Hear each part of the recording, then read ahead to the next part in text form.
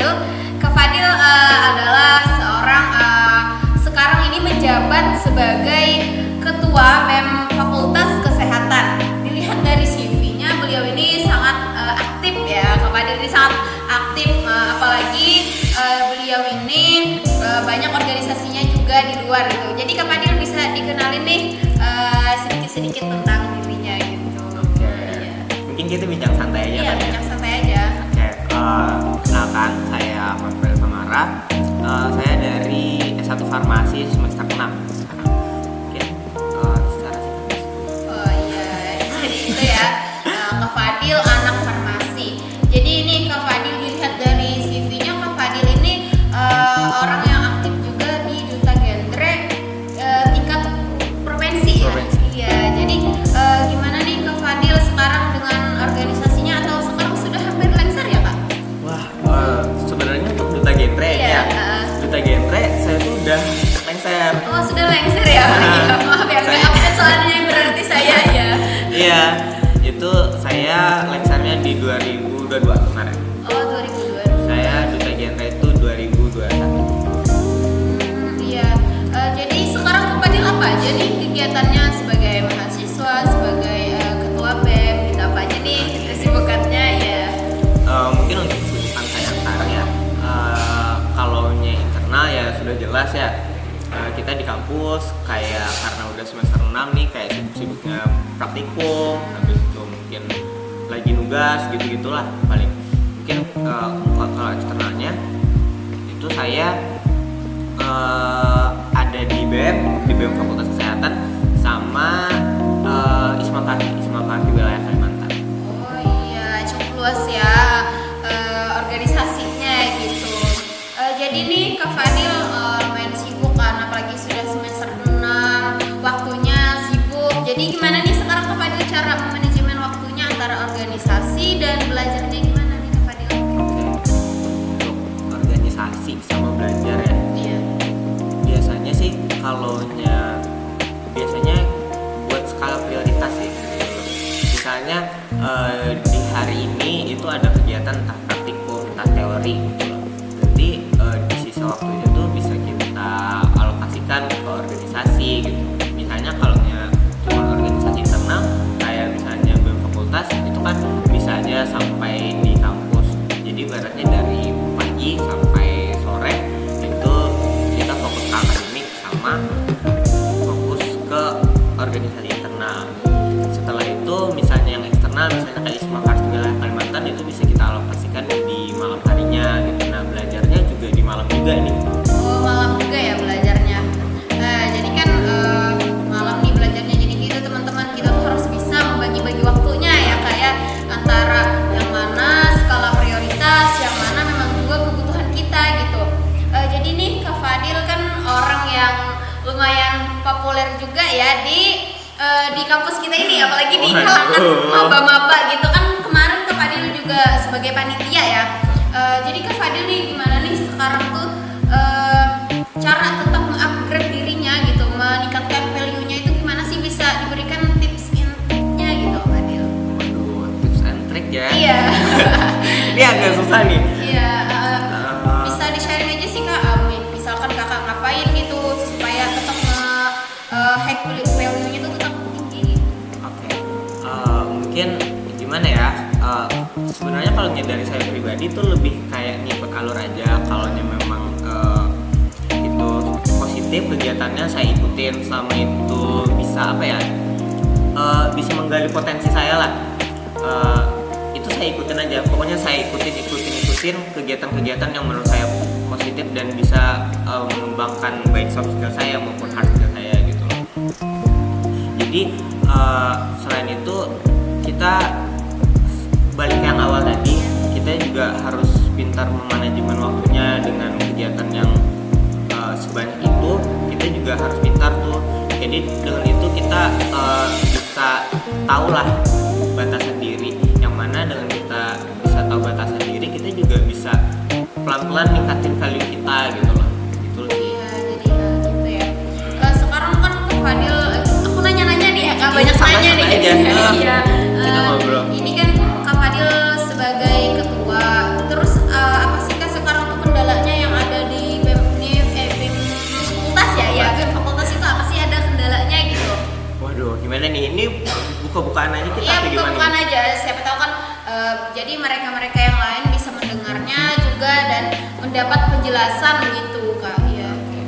mungkin kalau dari saya pribadi, saya baru banget ngerasain kalau BEM Fakultas Kesehatan tuh memang berat, memang seberat itu. Iya, berat banget tuh. Iya, kayak bawa beban apa gitu lah. Berat banget. Nah, terus SDM-nya juga nggak yang mendukung-dukung banget gitu loh. Yang mana SDM kami sedikit, jadi untuk melakukan kegiatan itu agak sulit gitu loh. Yang mana di dalam SDM kami itu juga sekitar 80% anak semester 6. Sedangkan anak semester 6 nih rata-rata lagi padat-padatnya jadwal. Karena kan sudah mau ke semester akhir ya. Jadi untuk anak sendiri lagi padat-padatnya nih untuk kegiatan, untuk jadwal gitu loh. Jadi itu sih yang jadi kendala banget. Misalnya kita ambil contoh aja, misalnya pada saat rapat tuh SDM yang datang tuh kadang bisa nggak sampai setengah gitu loh. Bisa sampai setengah aja udah syukur. Makanya biasanya saya tuh memaklumi aja, karena pada dasarnya saya juga semester 6 ya. Jadi dengan itu saya harus bisa apa ya, memanajemen mereka gitu loh. Misalnya ada rapat, ya paling enggak perwakilan departemennya lah untuk hadir. Jadi dari perwakilan departemen itu nanti menyampaikan ke teman-teman yang ada di departemennya, dan harapannya dengan kayak gitu bisa menjalankan lah proker-proker yang ada gitu loh. Sebenarnya teknik ini baru saya terapkan beberapa saat yang lalu sih. Maksudnya tuh bukan beberapa saat sih, bahasanya tuh beberapa bulan atau beberapa minggu ya? Beberapa minggu, mungkin baru 1 mingguan. Oh iya. Karena saya lihat dengan kepadatan jadwal agak sulit, misalnya mengharuskan setiap SDM tuh hadir dalam rapat. Iya, jadi nih untuk teman-teman mungkin banyak juga ya harapan Kak Fadil untuk generasi yang menyambung selanjutnya gitu, bisa lebih berkontribusi lagi ya kayak di BEM Fakultas ini, bukan hanya di BEM Prodinya aja, bukan hanya di BEM Unitnya saja ataupun DPM-nya, karena memang dilihat memang banyak kekurangan sumber dayanya gitu. Jadi untuk teman-teman ya, kemudian nih Kak Fadil kan orangnya juga sibuk dalam berorganisasi, dalam akademiknya. Jadi Kak Fadil pernah nggak sih melihat kerendeman mahasiswa di universitas kita ini? Kan mungkin banyak tugas, jadi banyak mungkin yang pernah Kak Fadil lihat itu tentang kerendeman mahasiswa atau kerendeman Kak Fadil sendiri gitu. Mungkin kalau kerendeman tuh sebenarnya banyak ya, banyak banget tuh. Bisa diceritain? Iya, mungkin dari berbagai mahasiswa ya, dari berbagai mahasiswa, entah itu yang di dalam kelas saya sendiri atau mungkin bahkan bisa saya sendiri gitu loh, yang ngelakuin entah itu random, tapi menurut saya cukup random gitu loh, kayak mungkin buat melepas penat juga ya, kayak contohnya ketika lagi ngerjain tugas tuh kayak ada aja yang kayak apa ya, kayak jadi pelawaknya di kelas lah, iya. Supaya nggak yang apa ya, terlalu monoton ya, belajar aja gitu, supaya ada seru-serunya. Betul, yang mana kan di dalam kelas tuh kadang tuh tegang gitu loh. Jadi hal-hal seperti itu tuh kayak bisa mencairkan suasana lah. Iya, emang asik kita, apalagi kan kalau belajar siang ya pasti harus ada yang melawak gitu. Kalau siang tuh udah kayak rasanya kayak capek lah. Intinya mana ngantuk kan, mungkin habis itu ditambah lapar, jadi kayak semakin apa ya, semakin terasa lah kalau pembelajaran siang. Nah, nggak jarang juga biasanya bapak ibu dosen itu kadang ada juga yang kadang ngejok gitu loh. Iya. itu sih yang buat asik. Jadi dengan apa ya, dengan pembawaan beliau yang kayak gitu tuh, kita di dalam kelas juga nggak yang terlalu kaku, nggak terlalu kaku, kayak nggak enak lah feelingnya di dalam kelas gitu loh. Mungkin kayak gitu sih kalau ada kerendeman. Iya, terus kan nih Kak, yang lagi rame-ramenya di kampus kita ini banyak mahasiswa yang lulus PMM nih Kak. Menurut Kak Fadil, kita bahas tentang PMM nih, ada apa sih Kak Fadil dengan PMM gitu? Dilihat tadi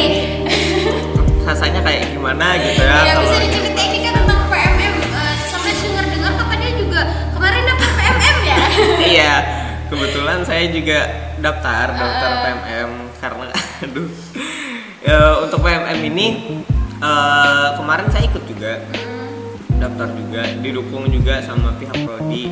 Senang banget nih udah didukung kan, didukung yang mana saya juga tahun terakhir hitungannya untuk bisa ikut PMM. Tahun depan kan udah nggak bisa ya, udah masuk semester 7 atau semester 8 udah nggak bisa lagi nih, udah akhir banget.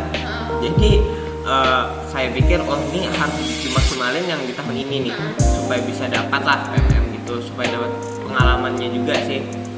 Akhirnya udah tuh selama liburan kayak ngurus itu kan, kalau PMM kita harus ngurus kayak asuransi gitu, ngurus berkas-berkas yang lain lah. Banyak ya. Iya banyak udah kita urus kan, udah wah ini udah semangat banget lah mau ikut PMM. Kemarin habis itu waktu tes kan kita udah masuk pembelajaran ya, udah masuk pembelajaran. Pas udah masuk pembelajaran itu kita kebetulan pada saat hari itu saya lagi ada praktikum.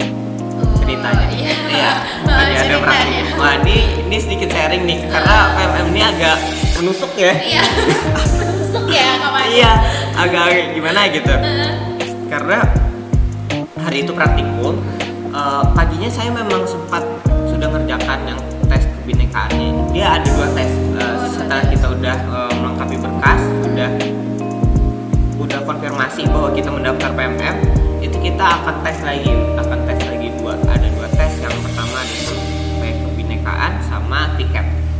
Nah untuk yang survei kebinekaan itu sempat saya kerjakan di pagi hari, yang mana deadline-nya pada saat itu jam 4 sore. Saya juga praktikum. Akhirnya saya izin lah sama dosen, Pak Bu saya izin sebentar, paling tidak setengah jam buat keluar ruangan ini untuk mengerjakan soal PMM tadi yang piket yang belum nih tadi. Akhirnya dibolehkan sama Bapak Ibu, dikasih semangat juga tuh, udah wah ini udah senang banget kan. Banyak yang mensupport ya. Banyak yang support, banyak banget ya, syukur alhamdulillah itu kayak memang banyak banget yang support gitu. Udah kerjakan kan, saya kebetulan praktikum di gedung D sini, terus turun ke lantai 2 itu masuk ke D1, masuk ke situ saya ngerjakan lah piket itu kan. Ketika kita ngerjakan piket itu kita akan direkam. Kalau pernah ikut PMM tuh pasti tahu lah, kita tuh direkam. Jadi laptopnya tuh harus nyala, kameranya kami kita direkam. Selama ngerjakan itu kebetulan itu ada sedikit distract dari luar, yang mana pada saat itu ada gimana ya nyebutnya ya, ada orang gitu, ada beberapa orang lah, ada beberapa orang yang tiba-tiba masuk ke dalam kelas itu gitu loh. Dan setelah masuk itu otomatis kan saya langsung ngelihat ke yang ngebuka pintu nih. Jadi mungkin saya rasa di situ sih yang kayak apa ya, distractnya. Jadi itu kayak mengganggu konsen juga, mana pada saat itu kita juga direkam itu kita kayak ngobrol sama oknum itu tadi. Kelihatan banget ya kayak. Iya, nampak banget. Apalagi oknum yang kedua itu sampai ngajak ngobrol, karena ya ada lah gitu. Oh ini kelas Anuka gitu. Otomatis kan nggak mungkin saya cuma diam tuh. Saya jawab. Nah mungkin di situ sih yang agak apa ya? Menjadi penilaiannya kurang gitu loh. Karena kesannya kayak apa ya? Mungkin kayak nyontek lah. Mungkin kayak kayak orang yang di sana ya. Mungkin kayak oh dia nih kayaknya dikasih tahu sama temannya deh, oh dia ini mungkin nanya gitu loh, mungkin bisa aja gitu loh, tapi kita nggak tahu ya. Menurut saya pribadi kesalahan saya itu di situ. Iya itu tentang PMM ya. Mungkin Kak Fadil nih sebelum mengikuti PMM ini sudah pernah mengikuti apa saja sih tentang di akademiknya nih ya, pernah mungkin mengikuti perlombaan apa yang di akademiknya, bisa diceritain nih Kak Fadil, sharing. Untuk akademik sendiri saya ini dari jenjang kapan nih? Jenjang kuliah ini Kak? Kuliah saya kebanyakan non akademik sih. Oh iya, bisa diceritain juga nih Kak apa mungkin aja? kalau non akademik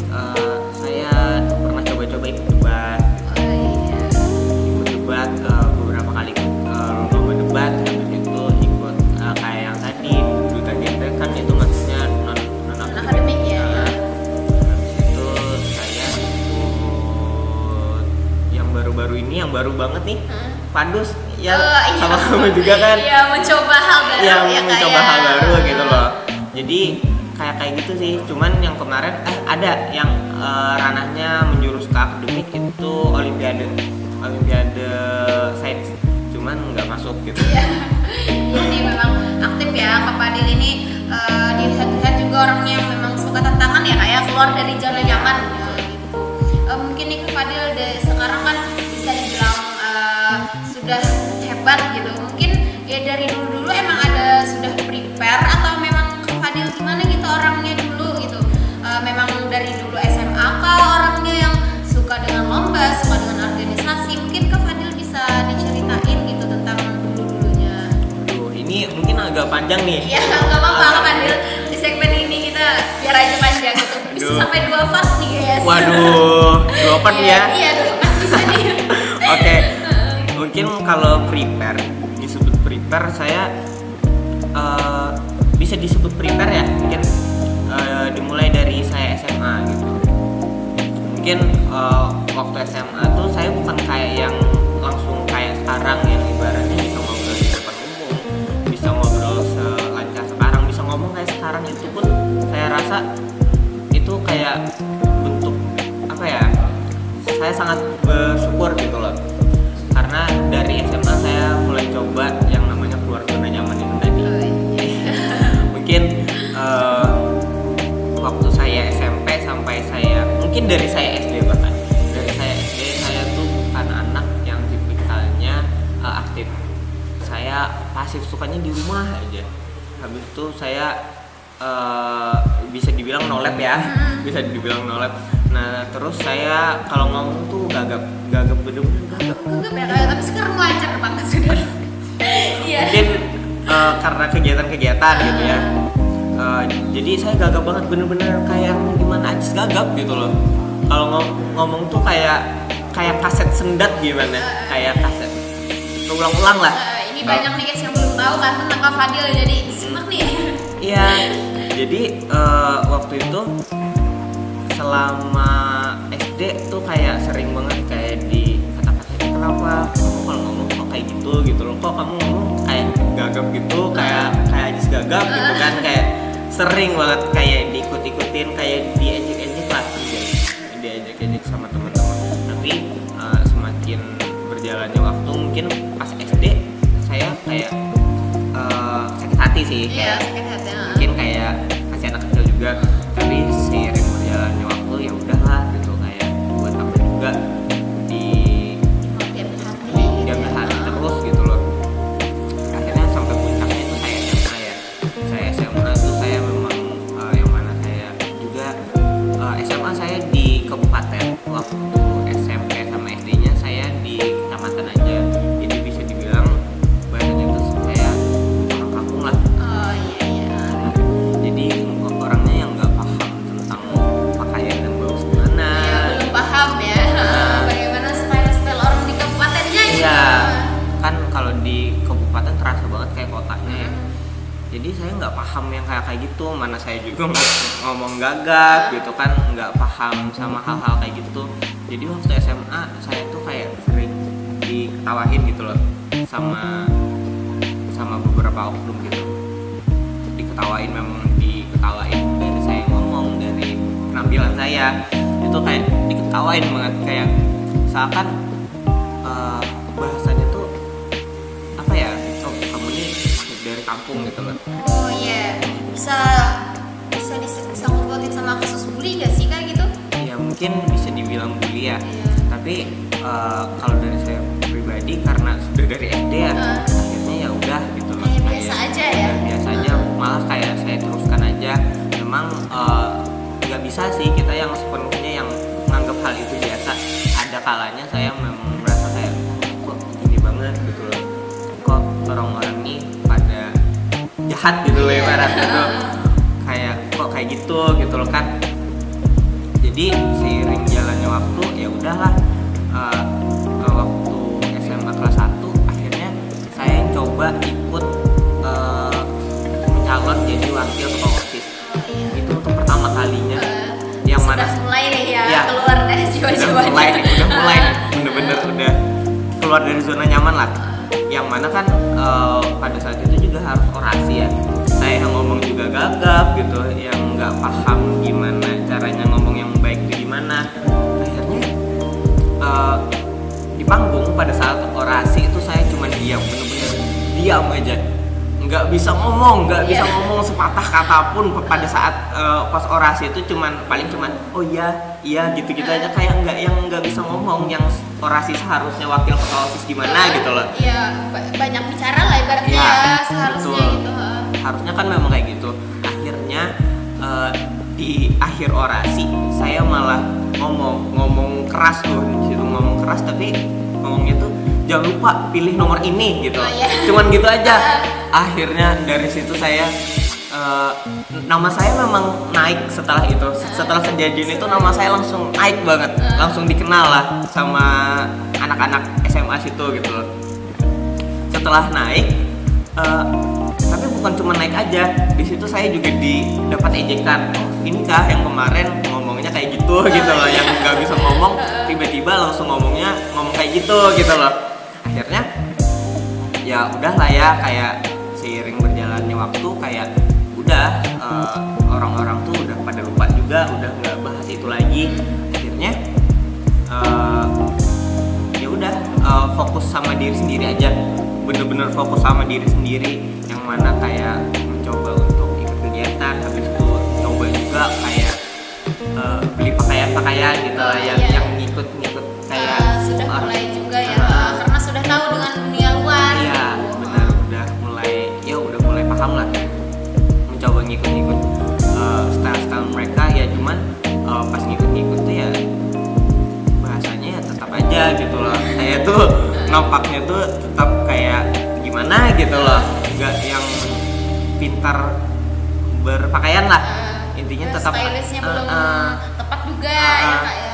Tapi ya udah kan, yang penting udah coba terus gitu loh.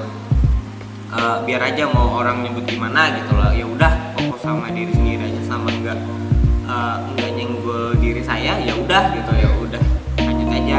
Habis itu ikut kayak lomba, mungkin di kelas 2 SMA. Nah di situ saya coba buat ikut olimpiade gitu.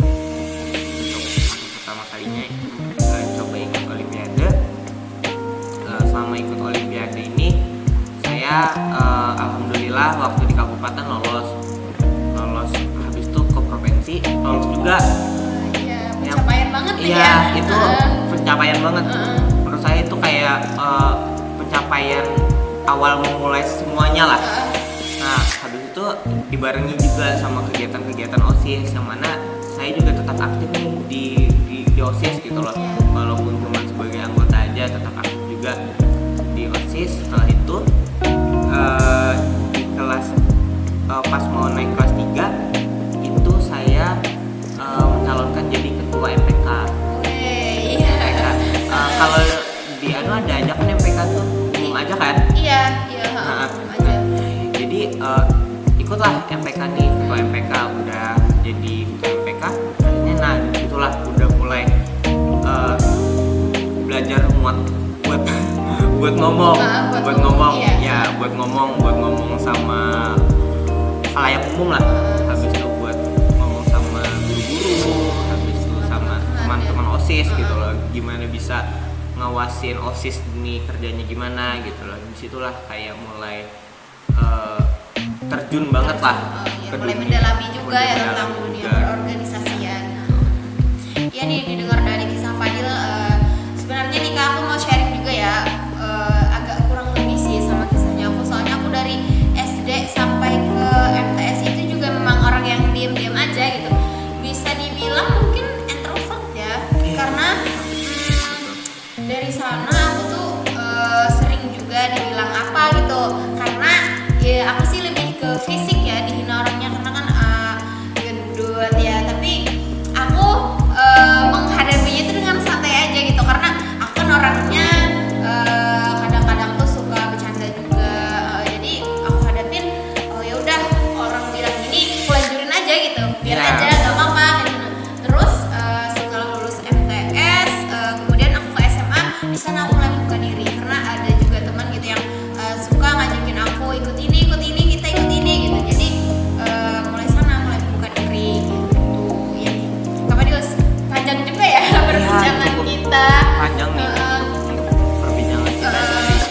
itu memang bukan hal yang apa ya, banyak orang tahu, tapi itu yang sebenarnya terjadi. Itu yang sebenarnya terjadi. Memang sih Kak, aku mendengar ya dari orang-orang yang ekstrovert, kelihatan ekstrovert itu memang diawali dari introvert dulu. Iya. Bener ya kan ya Kak ya? Banyak kan, karena dari pengalaman saya pribadi kayaknya kayak gitu loh. Iya. Saya introvert banget, tiba-tiba waktu kuliah jadi kayak sekarang gitu loh. Kok kayak beda banget gitu, langsung berubah lah intinya. Iya, kembali lagi nih Kak, sudah jauh nih ya kita perbincangannya, terus kita kembali lagi ke ranah kita di universitas ini nih Kakak. Banyak kan ya Kak ya tentang keluh kesah kita di kuliah ini gitu.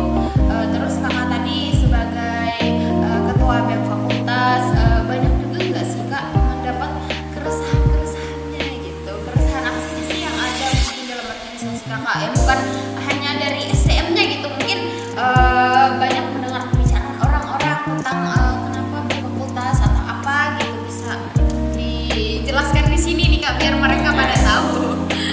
Mungkin keresahan BEM fakultas ya, BEM fakultas tuh udah terkenal, bukan terkenal baik tapi ya, bukan terkenal baik, udah terkenal dari dulu bisa dibilang nggak aktif. Jadi kami nggak ada dapat turunan. Gimana? Maksudnya tuh nggak ada dapat turunan, entah mungkin kalau organisasi lain mungkin ada draft-draft yang memang sudah lengkap dari awal pengurusan sampai dengan pejabatnya sekarang gitu. Tapi kalau nih kami di BEM fakultas itu nggak dapat yang full gitu loh. Banyak draft-draft yang kami nggak dapat. Habis itu kami juga terkenal nggak aktif, saking nggak aktifnya di BEM fakultas itu hampir dibekukan, betul-betul hampir Bukan oleh DPM ya, DPM. DPM kita hampir dibekukan. Oleh sebab itu juga untuk membangun suatu organisasi itu bukan apa ya, bukan suatu hal yang mudah, Iya. susah sekali. Iya. Dengan apalagi kita dibersamai dengan SDM yang sedikit itu tadi gitu loh. Akhirnya itu juga yang mempengaruhi kayak oh ternyata memanajemen organisasi kayak BEM fakultas itu ternyata susah banget gitu loh. Yang mana lingkupnya juga fakultas ya, menaungi teman-teman yang himpunan, yang mana nggak jarang dari saya pribadi, saya sebagai ketua BEM fakultas ngerasa kok BEM fakultas ini tenggelam banget kalau dibandingkan dengan himpunan-himpunan yang ada di BEM fakultas kesehatan gitu loh. Kok rasanya memang serasa gimana ya, serasa kayak kurang gitu loh. Memang sangat terasa lah itu tuh kalau kegiatan kami itu kurang gitu. Jadi itu sampai ditegur sama wakil dekan kita. Oh iya. Bener-bener sampai ditegur ya. Sampai ditegur kayak dia katanya, kenapa nih BEM fakultas kok sepi banget gitu, kegiatannya mana? Iya kan, karena saya juga ngerasa kan yang itu tuh nggak bisa dielak lah. Jadi sudah banyak banget nih kita membahas tentang dirinya Kak Fadil, tentang kehidupan di kampus, tentang ormawanya. Kak Fadil bisa memberikan closing statement dari kita hari ini Kak? Bisa closing statementnya? Closing statement mungkin kalau dari saya, buat teman-teman semua yang nanti nonton, harapan saya terus gali potensi dirinya gitu loh. Jangan takut buat keluar dari zona nyamannya, karena kita nggak tahu tuh setelah kita keluar zona nyaman, kita bisa aja banyak dapat hal-hal positif yang sebenarnya kita nggak tahu gitu loh. Sebenarnya oh ternyata kita punya potensi di sini nih gitu. Jadi menurut saya terus gali aja potensi dirinya gitu loh, sampai memang dapat apa yang menjadi passionnya teman-teman. Iya, mungkin teman-teman podcast bisa bincang bersama mahasiswa dengan Kak Fadil ini kita cukupkan aja dulu ya Kak ya, sampai di sini. sini aku Silawati sebagai host pada hari ini. Mohon maaf jika ada salah kata atau ada sesuatu hal bicara aku yang menyinggung dari teman-teman semuanya. Mohon maaf. Akhir kata, Assalamualaikum warahmatullahi wabarakatuh. Sampai jumpa lagi di segmen bisa selanjutnya.